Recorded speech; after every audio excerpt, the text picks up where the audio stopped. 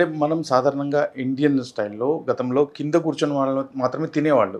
ఇప్పుడు కూడా మన టాయిలెట్ కూడా ఇండియన్ టాయిలెట్, వెస్టర్న్ టాయిలెట్ 2 రకాలు మనం చూస్తుంటాం. మన టాయిలెట్ విధానం గాని, మనం తినే విధానంగా 2 కూడా కింద కూర్చొని ఉన్నాం. కానీ మోకాళ్ళు అరగకుండా, నొప్పి తగ్గకుండా ఉండాలంటే ఈ 2 చేయొద్దని చెప్తారు. హ్మ్. ఎట్లా మనం దాన్ని చూడాల్సి ఉంటుంది?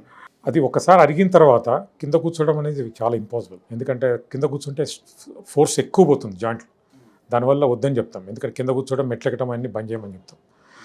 అది అంతకుముందు కూర్చునేది కరెక్టే. ఎందుకంటే అప్పట్లో అనేది చాలామంది గ్రౌండ్ మన మెత్తడి గ్రౌండ్ మీద నడిచేది. మన ఇది ఉండేది నేల మీద మట్టి మీద మట్టి నేల మీద నడిచేది. అందుకే వాళ్ళకు అరగటం అనేది చాలా తక్కువ. ఇప్పుడు మీ తాతలైనా మా తాతలైనా చూసాం 60-70 ఇయర్స్ నీ రీప్లేస్మెంట్ అనేది తెలియదు. ఇప్పుడు 40 సంవత్సరాల్లో కూడా అరిగిపోయిన వాళ్ళు ఎంతోమంది ఉన్నారు. రైట్. అంటే మనం నడిచే విధానం తేడా రావడం వల్ల మనం తొందరగా ఈ ఇష్యూస్ వస్తుంది. నడిచే విధానం ఒకటి, బరువు, అధిక బరువు వల్ల కూడా పెద్ద సమస్య ఇది.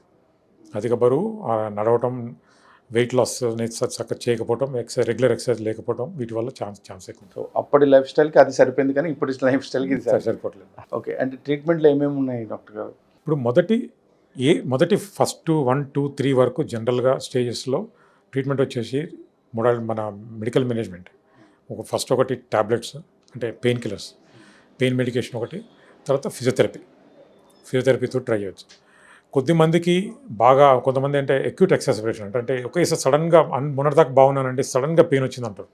అలాంటి వాళ్ళకి ఏంటంటే నీరు ఇన్ఫ్లమేషన్ తోటి ఫ్లూయిడ్ వస్తుంది.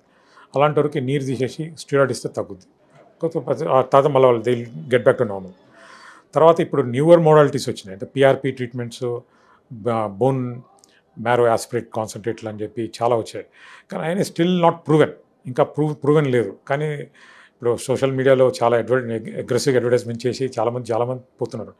రీసెంట్గా కూడా మన పేషెంట్స్ 2-3 పోయి చేయించుకొని వచ్చి సఫర్ అయ్యి తర్వాత నీ రీప్లేస్మెంట్ ఎమ్మటి చేయించుకున్నారు.